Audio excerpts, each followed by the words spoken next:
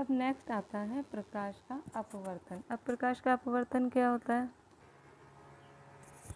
जब प्रकाश की किरण एक पारदर्शी माध्यम से दूसरे पारदर्शी माध्यम में जाती है तो वह अपने पथ से विचलित हो जाती है। इसे ही प्रकाश का क्या कहते हैं? अपवर्तन।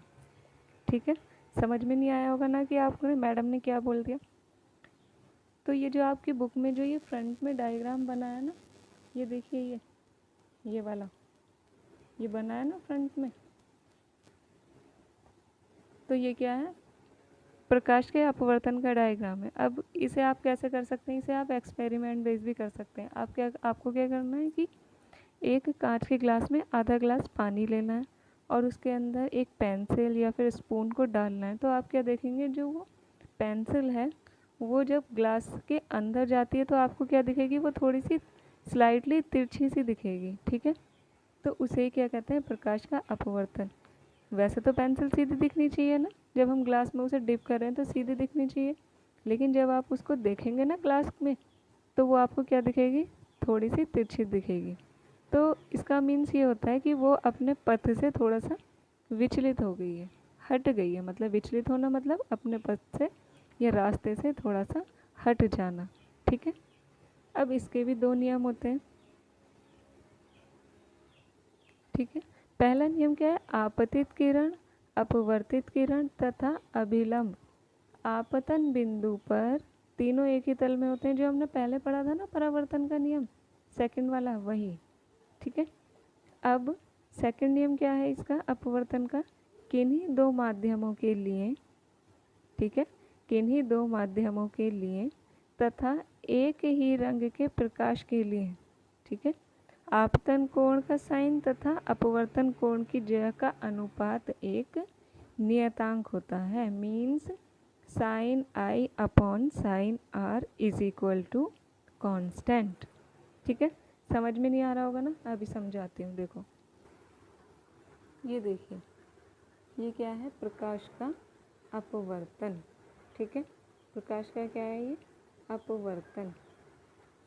अब यहाँ से मान लीजिए ये बीचों बीच क्या होता है? अभिलंब होता है, जिसे हम नॉर्मल भी बोलते हैं। ठीक है, तो ये जो आपतित किरण है, अब इसे जाना चाहिए था ऐसे, है ना, लेकिन ये क्या हो गई है? हल्की सी स्लाइटली क्या हो गई है? तिरछी हो गई है। ठीक है, थोड़ी सी ये अपवर्तित हो गई है। तो ये क्या है? इसका विचलन ही तो दिखा रहा है। ये किरण इसकी क्या दिखा रही है? विचलन दिखा रहा है ना। तो प्रकाश किरण का ये अपने जो इसका क्या है? दूसरे माध्यम में जा रही है ना। ये देखिए, ये क्या है? एक माध्यम हो गया ऊपर वाला, है ना, और ये इसके लाइन के नीचे वाला दूसरा माध्यम है। जब ये एक माध्यम से दूसरे माध्यम में जा रही है तो अपने पथ से थोड़ा सा विचलित हो गई है। इसे ही विचलन को क्या कहते हैं? प्रकाश का अपवर्तन। जाना चाहिए था इसे सीधा, अब ये कैसे जा रही है? हल्की सी विचलित हो गई है, तो इसे ही क्या कहते हैं? प्रकाश का अपवर्तन। ठीक है, अब लास्ट में आता है कि प्रकाश का विवर्तन। एक क्या पढ़ा हमने? परावर्तन। एक पढ़ा हमने अपवर्तन, और अब पढ़ेंगे हम प्रकाश का विवर्तन। विवर्तन क्या होता है? यदि प्रकाश के पथ में, ठीक है, मैंने क्या कहा? यदि प्रकाश के पथ में रखी अपारदर्शी वस्तुएं अत्यंत छोटी हो तो, मैंने क्या कहा? यदि प्रकाश के पथ में रखी अपारदर्शी वस्तुएं अत्यंत छोटी हो तो प्रकाश सरल रेखा में चलने की बजाय इसके किनारों पर मुड़ने की प्रवृत्ति दर्शाता है। इसी को ही हम क्या कहते हैं? प्रकाश का विवर्तन कहते हैं। अब देखिए एग्जाम्पल से समझिए इसको। अब मान लीजिए कि ये कोई स्टिक है, ठीक है, यहाँ से यहाँ तक, बीच में से ये क्या है? टूटी हुई है, ये इसमें से प्रकाश जा रहा है। ठीक है, अब ये क्या है? प्रकाश की किरणें हैं। अब ऐसा तो नहीं है कि ये प्रकाश की किरणें यहाँ पर जाके अटक जाएंगी, इसके आगे की हमें कोई भी वस्तुएं दिखाई नहीं देंगी। ठीक है, तो क्या होता है कि जब ये प्रकाश की किरणें जाती हैं, ठीक है, तो यहाँ पर ये अपने किनारों पे थोड़ा सा मुड़ जाती हैं। जैसे मैंने फिगर इसमें चित्र में दिखा रखा है ना कि ये किनारों पे थोड़ा सा मुड़ जाती हैं। तो फिर क्या होता है? मुड़कर ये इससे वापस निकल जाएंगी, तो हमें क्या फिर ये किरणें इससे वापस निकल जाएंगी। ठीक है, किनारों पर मुड़ जाती हैं ना, मुड़ गई है किनारों पर, फिर तो इसी घटना को क्या कहते हैं? प्रकाश का विवर्तन। ठीक है, क्या कहते हैं इसे? प्रकाश का विवर्तन। अब इतना आप टॉपिक तैयार करके रखिए। नेक्स्ट वीडियो में मैं आपको पढ़ाऊंगी दर्पण, जिसमें हम पढ़ने वाले हैं अवतल दर्पण, उत्तल दर्पण, और हम करने वाले हैं न्यूमेरिकल। ठीक है, जिन बच्चों ने लिखा नहीं था, मैंने बोला था ना कि मैं लास्ट में उनको दूंगी नोट्स, तो अब मैं अभी आपको देती हूँ, आप उसमें से पॉज करके लिख लेना। ठीक है, इस वीडियो में मैंने आपको प्रकाश पढ़ा दिया था, परावर्तन पढ़ा दिया, अपवर्तन पढ़ा दिया, और दोनों के नियम भी पढ़ा दिए, विवर्तन।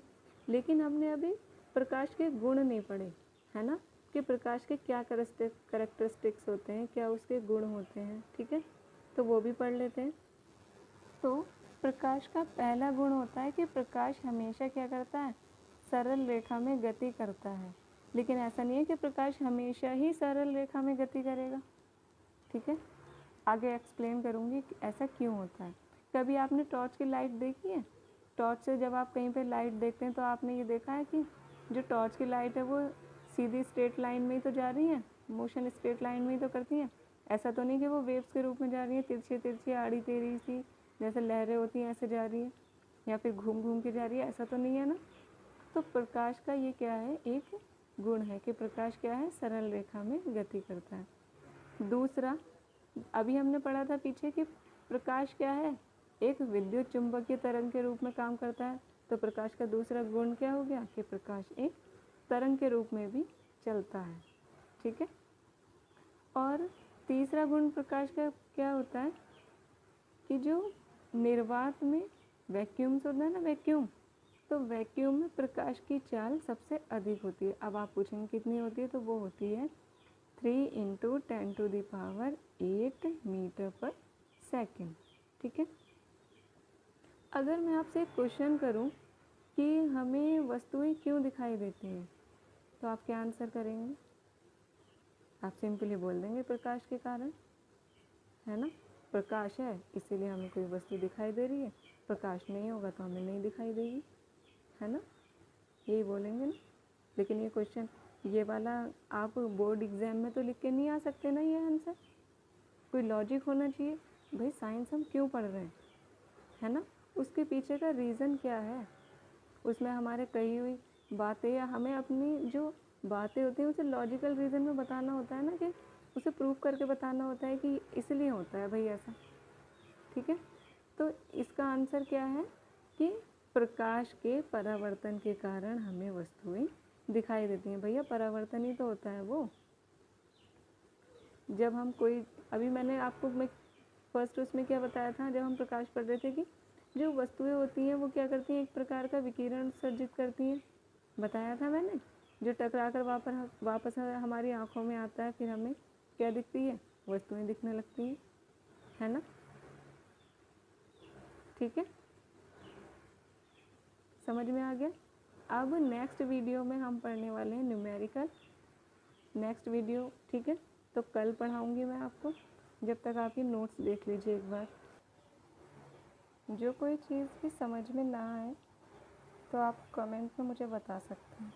ठीक है, अगर वीडियो अच्छी लगे तो सब्सक्राइब कर देना, लाइक कर देना। अगर नहीं पसंद आएगा आपको, अगर पढ़ाया हुआ समझ में नहीं आया तो फिर लाइक मत करिएगा। ठीक है।